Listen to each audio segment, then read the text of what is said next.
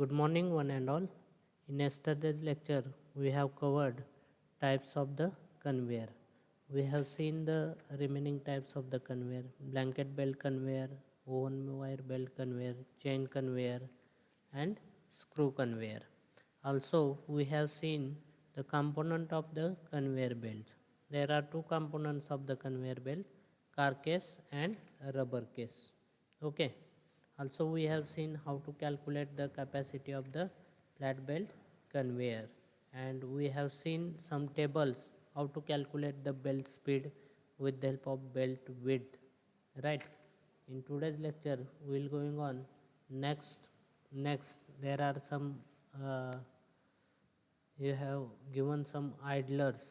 Okay, we will see that idlers, or before going on that idlers, we know what is the conveyor pulleys and how it's work. Okay, there are different types of the conveyor pulley are used in the conveyor. We have seen in flat belt conveyor details: drive pulley, or it is also called as a head pulley, tail pulley, next is a snub pulley, idler, and take up pulley. Okay, we have seen this take up pulley details. We'll cover that drive pulley, head pulley, tail pulley, or snub pulley, and idlers. Okay, what is mean by dry and tail pulley? Okay, we have seen before that if the ply separation due to the repetitive bending, okay, over the pulleys, then the pulley is the most common cause of the belt failure. Okay, what is the common cause of the belt failure? Ply separation due to the repetitive bending over the pulleys. That's why we'll get the failure in the belt. Okay, this is the if you have seen, larger the pulley, then we require the larger is the belt strength, and larger it is a life. Okay, if we have seen the tension in the belt if maximum, okay, at the drive and tail pulley, hence we can say the diameter of the pulley and tail pulley, drive pulley and tail pulley are larger than the rest of the pulley. Okay, we have seen in the flat belt conveyor pulley conveyor, there is a size of the diameter of the drive pulley and tail pulley are larger than the rest of the pulley, because the minimum diameter of the drive pulley and tail pulley are given by, see, there is formula to calculate this value. Minimum diameter of the drive pulley and tail pulley, how to calculate? D minimum is equal to K1 into K2 into ZP. This is the equation A. Okay, what is the meaning of D minimum? D minimum is nothing but minimum diameter of the drive pulley and tail pulley. Minimum diameter of the drive pulley and tail pulley, both diameters are same. That's why we are using the same formula. This is given in mm. ZP, yesterday's lecture we have seen what is the ZP. ZP is the number of plies.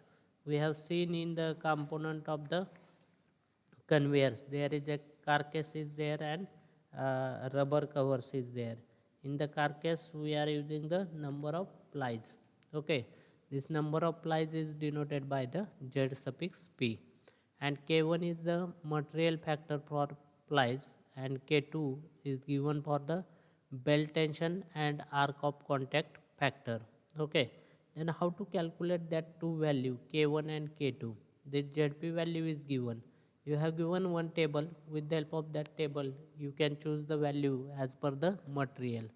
Okay, first is a material factor for plies. This is denoted by the K1. See, if you have given the rayon, duck in combination with capron and lawson, okay, or anide material is given, or high tensile combination of duck with lawson, capron, high tensile capron, then you have to choose the material factor for plies related to that material. If you have given the duck material, okay, or rayon material, then there is a material factor for plies is 1.25. 25. If you have given the anide material, then you have to choose the 1.4. Okay, and second K2 is nothing but the arc of contact. Okay, belt tension and arc of contact factor. Okay, belt tension and arc of contact factor, this depend on the given angle. Okay, arc of contact theta, this is given in degree, 240 to 180, 110 to 70, 30 to 15 and under 15. Okay, here is a different value is given for the belt tension as per the percentage of summation of F. Summation of F is the vector sum of the belt tension on the tight side also slack side. Okay, we are consider the both side, means tension on the tight side and slack side. We are making the summation of F. This percentage is nothing but the belt tension as a percentage of summation of F. This you will get the 100, 75, 50, 25 or 12. Okay, then with the help of that you have to check the angle and you have to choose the value. Okay, the pulley are standardized on the basis of the belt width. Last lecture we have seen how to calculate the belt width. Okay, the standard belt width are given 400, 500, 600 up to the 2400. Yesterday's lecture we have seen. For required that belt width, the standard pulley diameter is selected. Okay, how to select that standard pulley diameter?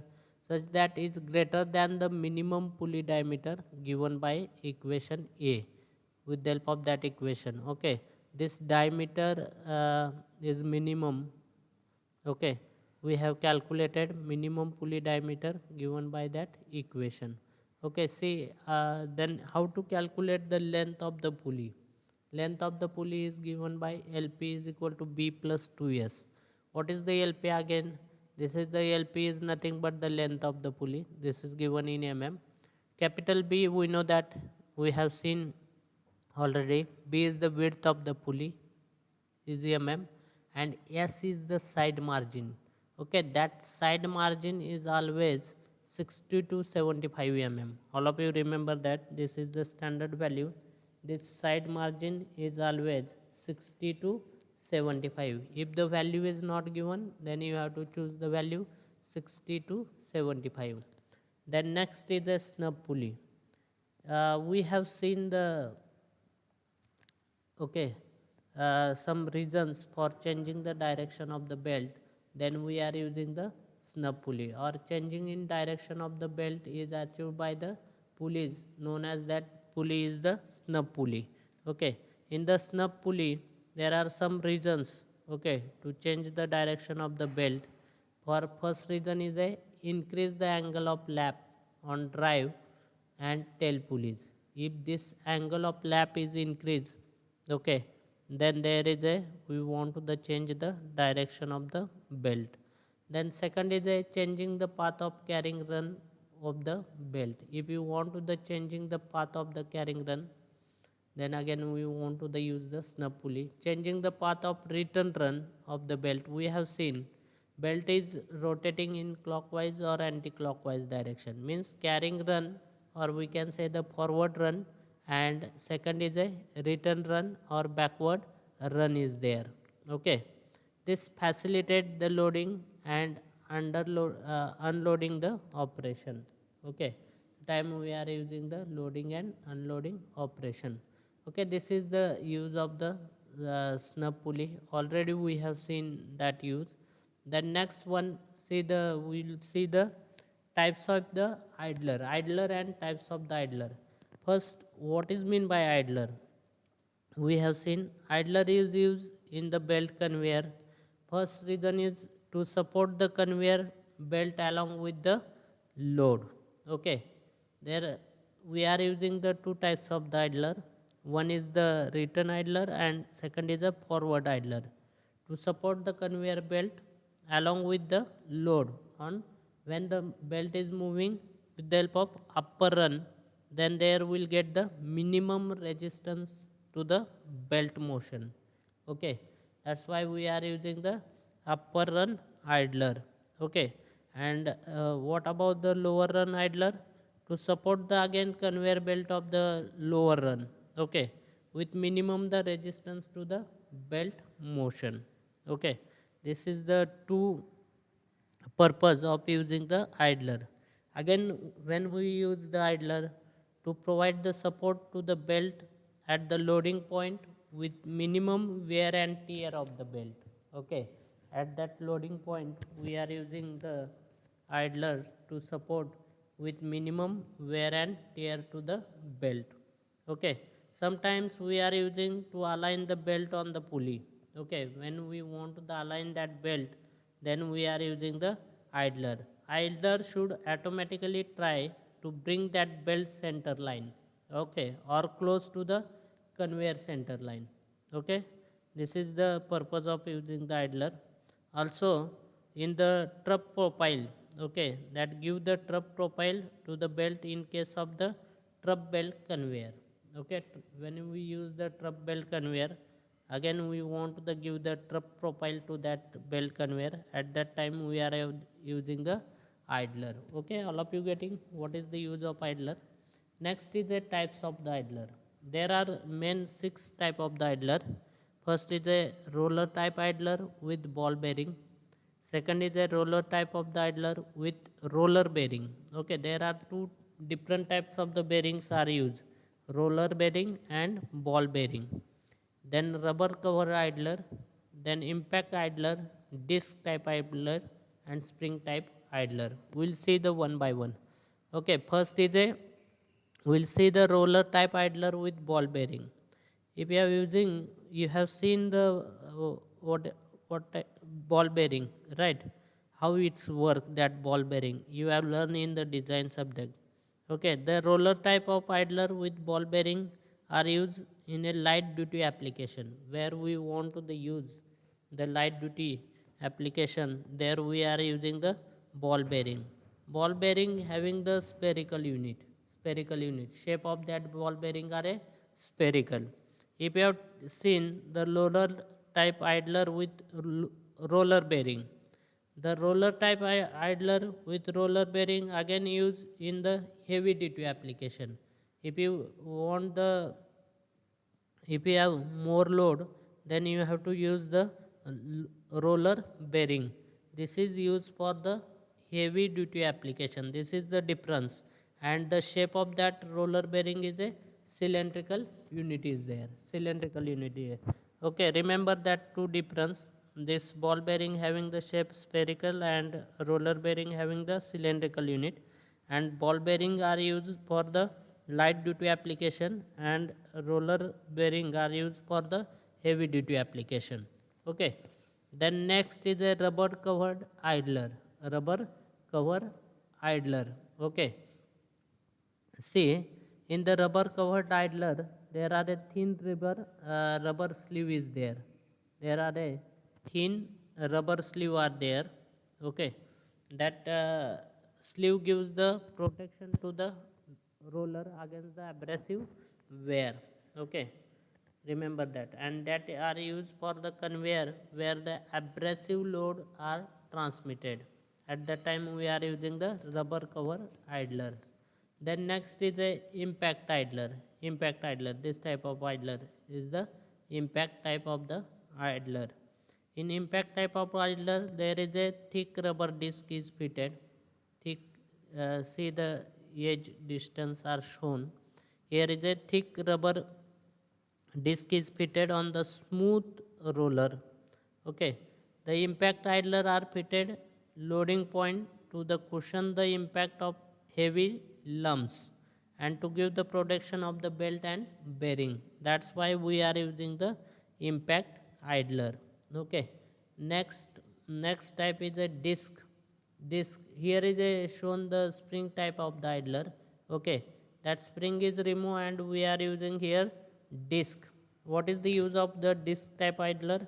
Disc type idler are used to avoid the built up, okay, of material on smooth roller and clean the belt. They are clean the belt and build up of the material on smooth roller. This is the use of the disc type idler. Next is a spring type of idler. See, in the spring type of idler are used with the steel band conveyor. Steel band conveyor. Okay. This spring idler provide trap to the belt. Check that. They are provide the trap shape to the belt and increase the load carrying capacity. This load carrying capacity is increased 1.5 to 2 times. Okay, one and a half and 2 times the that of the flat band, that of the flat band. Okay, this is the use of the spring idler. They have given the loading point 0.5 to 0.75 meter is given. Okay, this is the truck type idler. Truck type. Okay, idler size and spacing is depend on the shape of the idler. Shape of the idler. Okay, this is the some types of the idler. You have to remember that types of the idler. Next thing is a classification of. We have seen already that flat belt conveyor. You know the terminology of that flat belt conveyor. Okay, we have seen how to calculate the capacity of the flat belt conveyor. But there are two things are given. You have given the angle of repose and angle of surcharge. Okay, that two things, angle of repose is denoted by the psi and angle of surcharge is denoted by the phi. If say in this figure what is the angle of repose means psi. If the free flowing conveying material is dropped on the stationary conveyor belt, if the free flowing material is dropped on the stationary conveyor belt, then angle made by the top of the surface of the material with horizontal direction, with horizontal direction is known as a angle of repose. This psi angle means when the free flowing conveying material is dropped on the stationary conveyor belt, belt is stationary and material is flowing on that belt, then this angle is made top of the material to the horizontal direction is called as a angle of repose. And what is the angle of surcharge? If the free flowing conveying material is dropped on the moving conveyor belt. Okay, this free flowing material is dropped on the moving conveyor belt, the angle made by the top of the material, top of the surface of the material with the horizontal direction is called as a psi, or it is known as a phi is there, angle of surcharge. Angle of surcharge, there are some factors are affecting the angle of surcharge, types of the material or speed of the conveyor belt, because this is the moving belt and that material is uh, drop down on that moving conveyor, right? That's why you have to consider some factors affecting the angle of surcharge. Okay, types of the material, which type of the material is fall on the belt, then speed of the conveyor belt, then type of the conveyor belt. You have to remember that things. Okay, this is the, this phi is less than by psi is the 5 degree to 20 degree. We'll see in details. Okay, already we have seen that things. Then next conveyor belt speed, yesterday we have seen how to calculate that. It is depend on the standard belt width, right? Then next we have given the some numericals are there. Okay, before going on numerical, see we know some. Okay, before going on the numerical, say we required the again something is known about the, okay, how to calculate the power. Okay, if you have given the power, okay, if you have not given the power, then how to calculate that power? There we required the power for the belt conveyor, power requirement of the belt conveyor. Okay, power requirement for lifting the load through the height h. Okay, here are shown power required to lifting the height h. Okay, or we can say the p suffix l. Okay, p suffix l is there, power required for lifting the load through height h, pl is there. and second is a power required for overcoming frictional resistance. Power required for the overcoming frictional resistance at various point while moving the load. This is denoted by the PF. We know the general formula for power. P is equal to what? How to calculate? Rho QGH divided by 1000. This you will get the kilowatt if the height is given. If the height is given. And second thing is, if you have given the overcoming frictional resistance at various point while moving the load, this is denoted by the PF. PF is equal to this PF is equal to CO rho into Q into G into L is there divided by 1000. You should remember that formula. What is the Q? We have seen already. Capacity of the conveyor. This is given in meter cube per second. Rho is the mass density of the material. This is given in kg per meter cube. H is the height, okay, that through which the material is to be lifted. Okay, from this height to the material is a lifted. Okay, this is given in meter. L is the length of the belt. Okay, length of the belt. And CO, what is the CO? CO is the specific friction factor is given. This it is a frictional resistance at idler pulley at the loading section and unloading section. This per Newton load per meter belt length is given. That value you have to choose from the table, or this value is given specific friction factor. Then how to calculate the total power requirement? P is equal to PL plus PF. PL plus PF. With the help of that, you can calculate the power requirement. Okay, power required for the drive pulley is given by. Okay, you have to remember that. The next thing we'll see in the next lecture. Today we'll stop here. Before going on that, again one more thing we'll cover. Okay, say power at the drive system. How to work this power at the drive system? I have explained already how to calculate this.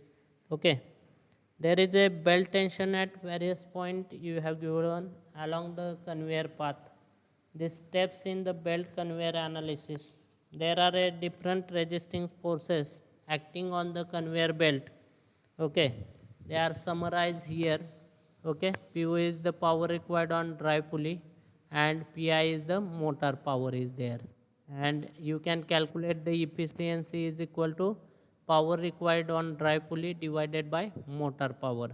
If you have seen the size of that two pulley, one is the one is the first is a drive pulley and second is a tail pulley. This size are same. Okay, here we are making the section of the belt section. First remember that you have to make the different section of the belt. Okay, then easily you can calculate. Here is a P1 is nothing but the drive pulley, and P5 is the tail pulley. And see this P2, P3, P4 and P5, P6 is there. Okay, P6 are nothing but the which pulley? Snub pulley is there. Snub pulley. Okay, remember that. This is the initial point. Okay, initial point. What is the initial point of that? Initial point and final point you have to find out. First, the analysis begins from the point where the belt leave the drive pulley. Okay, belt leave the drive pulley. That point is called as initial point. And while the analysis ends at the point where the belt approach the drive pulley. Belt approach the drive pulley means this point. Okay, this point is known as a final point. And where is you will get the slack point, and where will get the tight point, tight point. Okay, see F slack is nothing but effective tension in slack side of the drive pulley. Effective tension, this is the slack point. Effective tension in slack side of the drive pulley, this is given in Newton. And F type tight is nothing but effective tension in tight side. effective tension in tight side of the drive pulley. Okay, this F tight are shown, and we want to the mark the point. There are a different forces are act on that conveyor belt, F1, F2, F3. We are consider first belt section 1. This is belt section 1. Okay, L1 is the length is given in between that two pulleys. There is a snub pulley P2 and P3. Okay, check that. There is a L1 first section, then L2, F4 to F5. Okay, then L3 is the F7 to F9. Okay, and L4 is the F10 to F11. Means we are divided that belt section in four different section. Okay, means you have to calculate the load resistance due to the lifting material, then frictional resistance due to the idler, then frictional resistance at the pulley, then resistance at the loading station. You have to calculate all these things, okay, with the help of derivation. Okay, all of you getting how what is the power, how to calculate the power and belt tension at various point along the conveyor path. There are some steps in the belt conveyor analysis are given. You have to remember that steps. Okay, load resistance due to the lifting material, then frictional resistance due to the idler, frictional resistance at pulley. You have to remember that 6 point, how to calculate that. We'll see that 6 point in the next lecture. Okay, today we'll stop here. We'll see the some numericals, okay, in the next lecture.